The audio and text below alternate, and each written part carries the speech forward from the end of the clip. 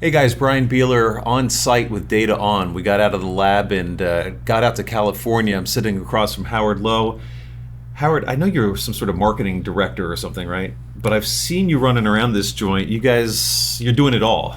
Yeah, it's for a upcoming small company, we had to do everything. A majority of the time focusing on sales and marketing. That's kind of my main focus. Okay, so last time we worked, well, not last time, we've done several things. We looked at 2-node Kepler. That was pretty cool on those little switchless chassis. Yep. We've looked at Optane in prior server nodes and Azure Stack HCI solutions from you. We've looked at, did we even do QLC? Oh, we did QLC with the Optane. Mm-hmm. And then we did another one. And the one thing that always strikes me, and maybe the biggest secret of Azure Stack HCI, is the performance profile that's capable of. We've seen great things, and now you've got these new solutions. So let's break down all the stuff that's going on. These are Ice Lake servers, and these are part of a new offering that you've got you tell me. Yeah, I'm very excited to be here today, and excited the fact that Intel is able to introduce their new Ice Lake platform, which is Right. a Xeon Gen 3 platform. I think the key here is from a hardware perspective, they have really done a lot of upgrade to ensure that from a holistic infrastructure perspective, it has all the capabilities. Right. As you know, DataON is a hybrid cloud computing company focused exclusively on delivering solution for Microsoft Azure Stack HCI. Yeah, but at the same time, we need to make sure the infrastructure we architect and build meet the requirement of our customers. Okay. And having these new platform, exciting toys, which you get excited about, it really helps transition our customer from one generation to another. To me, that's really the key opportunity here. And there's a lot of new technology here we could get into, but the key is, we're not in the business of just selling hardware. We're in the business of architecting the right solution for the customer to run their production workload on Hyper-V. That's a big part of the DataON story, right? Is that these are Intel servers. I think they come into your office with CPUs, then your guys flush them out with storage if they need, or RAM, or whatever, right, on the hardware side. But at that point, they're doing the full install of the whole Microsoft stack. They're doing burn-in. They're doing all the testing to make sure that it's stable and ready before it goes out the door to a customer. You're absolutely correct. DataON made a decision way back 10 years ago when we went into this business of Azure Stack HCI and Microsoft that we're not going to be in the building the business. We're going to be in the business of architecting solutions. So all these servers are Intel OEM servers. Right. And when we procured this, we picked 3 different form factor only, and we have a specific build that we work with Intel. And when it comes, they call it L9. It's all pre-built. Right. CPU memory, some SSDs, NIC cards across the board, and they do all the hardware level validation testing. Once it gets the DataON, we now take that and really just put in the RAM, put in the drives, and start in complete validation to become a solution. That's what we spend a lot of our time. So the solution's interesting because we've worked with your tools before. You have Must, which is an important management Windows Admin Center adjunct, right, to help from the managing of the infrastructure. But now you're doing an integrated solution, right? So tell me about how that's different from the nodes that we've seen in the past, and how you're positioning this new solution with customers. Really good question. I think first and foremost, I think Microsoft made a decision when they released the new Azure Stack HCI OS last November, is that they're now 100% committed to this new market with a brand new product OS called Azure Stack HCI OS. It's not a feature within Windows Server anymore. Right. It's actually actual OS. And this OS is actually Azure Services offering, where you actually subscribe on a monthly basis based on core, and you get this OS from the cloud. And every month you get new feature updates as you go. By making that decision, they understood from years of experience for the last 10 years with Windows Server, they really need to add value to make the experience of the end user much more appliance-like. Right. So the admins, and we talked to, focusing on deploying apps VMs and not worry about managing the infrastructure. With that concept in place, partners like DataON, who has committed to Microsoft, needed to really add value on top of it. And that's the concept of integrated system, right? Integrated system is the tier above validation of hardware that Microsoft has today. And for integrated system, these are the AZS product line that DataON introduced. So AZS 6112, you see here is a 1U 12-bay. AZS 6212 is a 2U 12-bay hybrid. Right. SSD and hard drive, and our kind of the flagship is AZS 6224 as all 24-bay SSD. Well, so we've been back in the lab and looked at your stuff, and those are the headlines, but then you've even got derivatives of some of those, right? Because I saw yesterday somebody was packing up 8 or 10 nodes of this guy with only 4 drives in it. So that's weird, right? Yeah, you can see that these servers could come in different configuration, right? And you're absolutely correct. There are customers that want to deploy 2 nodes at the edge. There's not a lot of workload, just maybe a handful of VMs. So is that where those 4 drive guys are going? Those 4 drive guys, and they're not AZS system. They're not integrated. They're validated nodes. They'll go 2 nodes back to back, go to 10 different locations for the customer, and they could hook it up as an HCI and run multiple VMs on top of it. Going back to your original question on integrated system, I think that's one of the key drivers of the acceleration adoption for Microsoft and DataON is with integrated system, really, you get probably 4 to 5 key differentiation. I think number one is the continuous testing commitment from those DataON and Microsoft. Okay. For this to be categorized as an integrated system, not only does DataON have to go through weeks of validation, submit a report, we had to take the same system and ship it to Microsoft Lab. And they had to do all their tests continuously for their software patches, OS releases. So it's not just Intel validating these things and then you doing your testing, but then you take the integrated solution and then that goes off to Microsoft for them to put the final stamp on there. That's right. Okay. And every time they do a patch release, their commitment to this integrated system customers, we have also done our test too. So it shouldn't break. So that's one piece of it. The second piece of it I think is very critical is support, right? Being the vendor that is really customer facing, many times we get that support call and we could help customer with every facet of the solution. However, there is a software aspect that is not our specialty. It could be a bug, could be something going on. And typically that support diverges when customer have to call Microsoft. So between you, so you get into this who takes the call, you or Microsoft, right? That's right. Okay. We try to take the first call most time, but when you get to stuff that we cannot solve, it goes to Microsoft. However, with integrated system, what is doing is Microsoft raising their hand is we're now committed as a team with DataON to jointly support a customer 24/7. Okay. Meaning that whether or not you call Microsoft or whether or not you call DataON at 1 a.m., essentially we call it one organization. If it's a hardware they can solve, it's a case exchange that goes to DataON. We'll take care of it. That piece is interesting, right? Because it's always like, how many times do you call support for anything and you're like having to explain the problem over from zero again? You're like, I just called like 3 days ago. Don't you have a record of this? Here's my case number. Like, nah, it doesn't have it. So so the swapping of that data, because that's the most frustrating thing from a support standpoint. Absolutely. And I've been, me and you been in this business a long time. I've been on call at 1 a.m. and another support person changes shift, comes in, and the first question he goes, can I help you? Yeah. And I just kind of freeze there and go, I've been on this call for 8 hours and I don't want to spend what I talk about 8 hours. It's just really frustrating for me and for customers, right? Sure. So this integrated support support piece is a very critical piece of the integrated system where Microsoft has a whole entire dedicated team support the new Azure Stack HCI OS because it's under Azure umbrella. Right. So with Azure support, they'll provide you full support. So support is a very critical piece of this entire ingredient. The last piece I would say is very critical is ability to update, upgrade your firmware driver, NIC on the hardware level, along with the software level, seamlessly in the background without you have to think too much about it.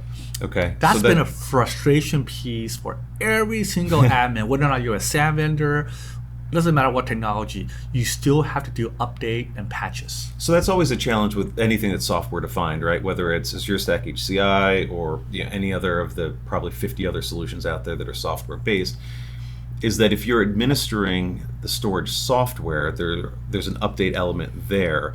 But ultimately, it runs on a server like this, and in this server, like you said, you could have NIC updates, you could have SSD firmware updates, you could have the BIOS updates on the board itself, or any of these other components that need to be flashed from time to time, just part of organizational things. And so now you've got to get a hardware guy to help manage that and coordinate with the software guys, so we're not taking each other offline, or that they know the order in which to do them. And then when you cluster, now it's another thing, right? Because if you've got 3 or 4 or 5 of these nodes, how do I do that? We obviously don't do them all at once, right? So that's what you're talking about in terms of your software management with Must Pro. Now this is the next version. I think you articulate very well. Those are the challenges with cluster. Do you take a node down? Do you put on maintenance mode? Which one do I update first, right?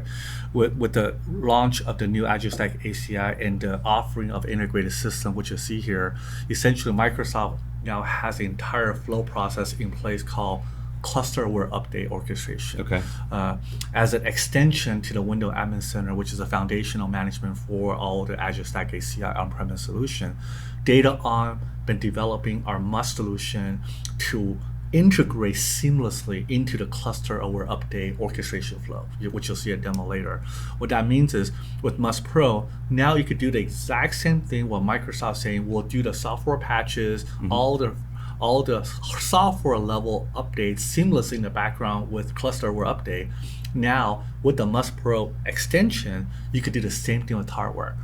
So if you can imagine, you during the day, look at your entire inventory of your software and hardware, says, okay, these hardware, these NICs, these BIOS are not up to date. I like to update them. So you pick them, right? You pick them, have an inventory, and go next. You'll see a demo. They essentially, Microsoft now going to orchestrate both the software and the hardware. You could pick hardware and software, and when it does one by one with all the logic behind the scene and do all the update. And when they validate everything is okay, they'll do a reboot. Okay. And you could do that at night. And remember, when they do that, everything is still going. The whole point is there's never a down situation with the cluster. Sure. Everything still runs. So that entire process alleviate all the pain points that a lot of our system admin have with taking a node down midnight. Let's have an hour to do this update, patch Wednesday.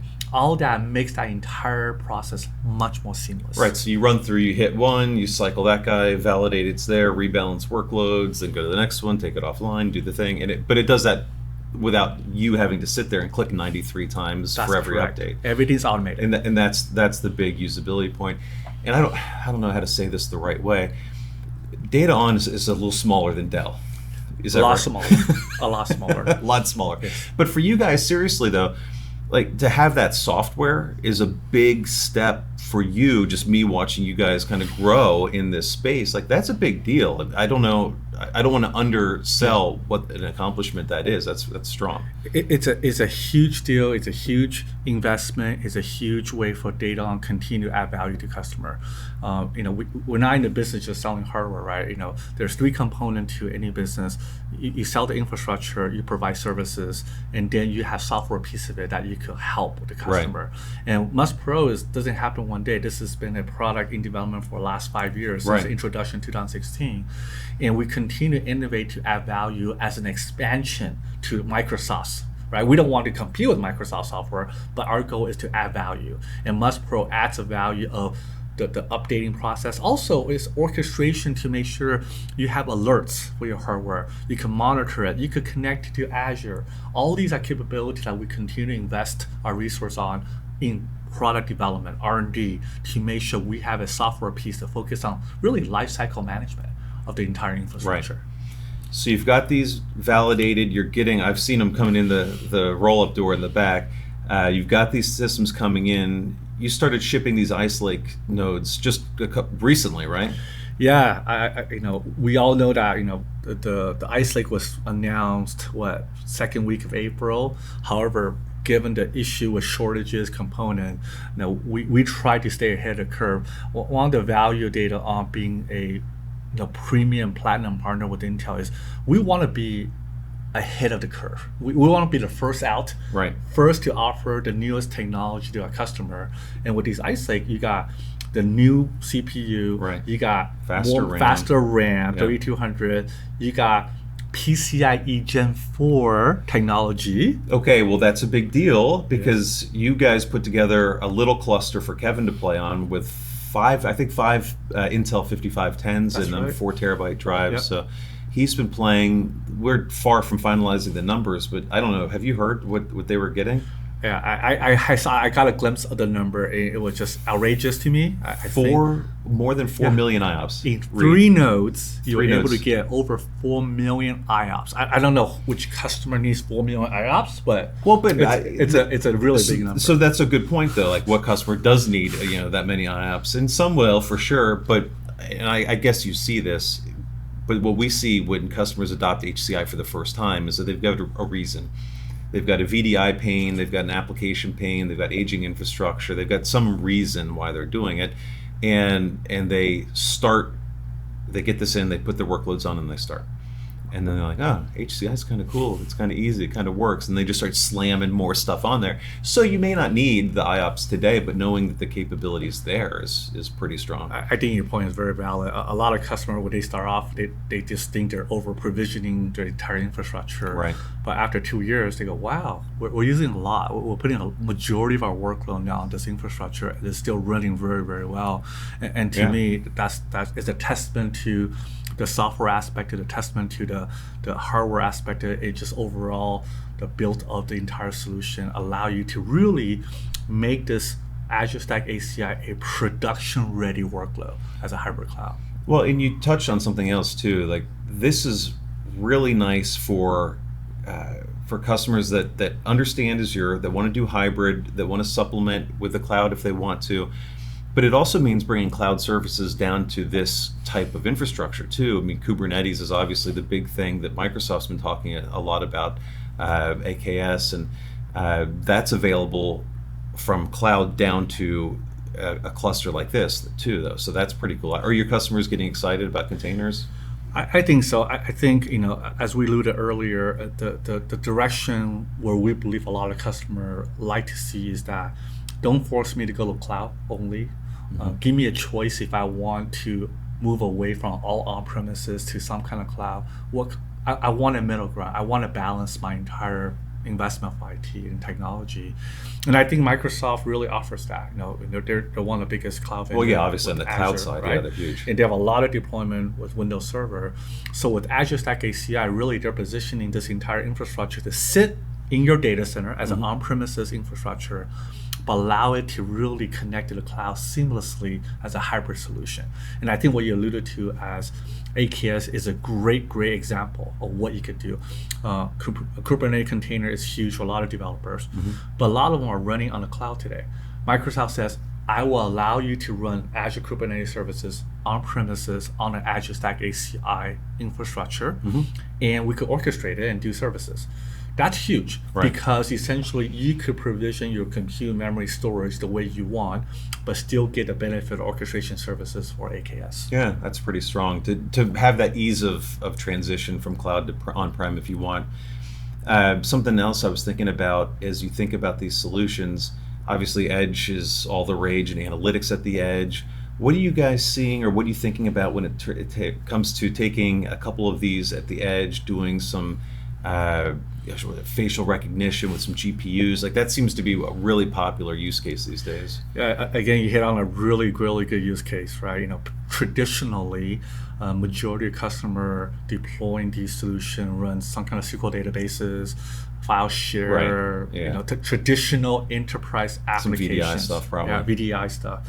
However, you really can imagine, having a cluster that's HA and put it onto the edge. If we allow some type of GPU, AI type of feature, really expand the capability of the infrastructure. And that's true. I think this is not a surprise. Microsoft actually talked about the fact that in the new release of Azure Stack HCI V2, they call it 21H2, which you'll hear soon, they actually will be supporting GPUs. Okay. So DataON will be one of the vendors, being an integrated system, allows you to have GPU support in these AZS systems. All right. So you actually could take a 2-node, have a GPU NVIDIA, T4 GPU, slap it in there, and allow you to do GPU AI capability with a lot of feature add to it. And you can see how that translates into more workload and more applications. Well, that's pretty strong because if you're looking at the ecosystem of hypervisors, VMware's been making a lot of investment in AI and obviously has a little bit of a lead, but it sounds like Microsoft is coming right behind with the support and enablement. 21H2 for like normal people, what does that mean?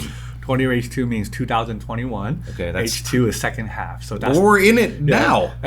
So yeah, we're here. So I guess we still have maybe 3 more months of 21H2. So very soon then soon. is the support that we'd see.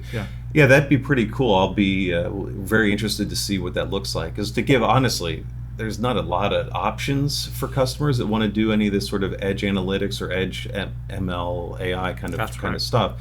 So it'll be good.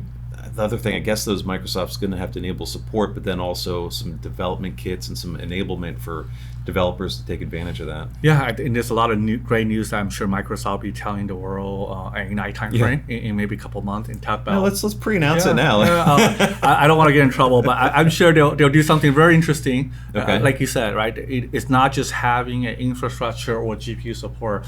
There's a lot of software development. There's a lot of kit.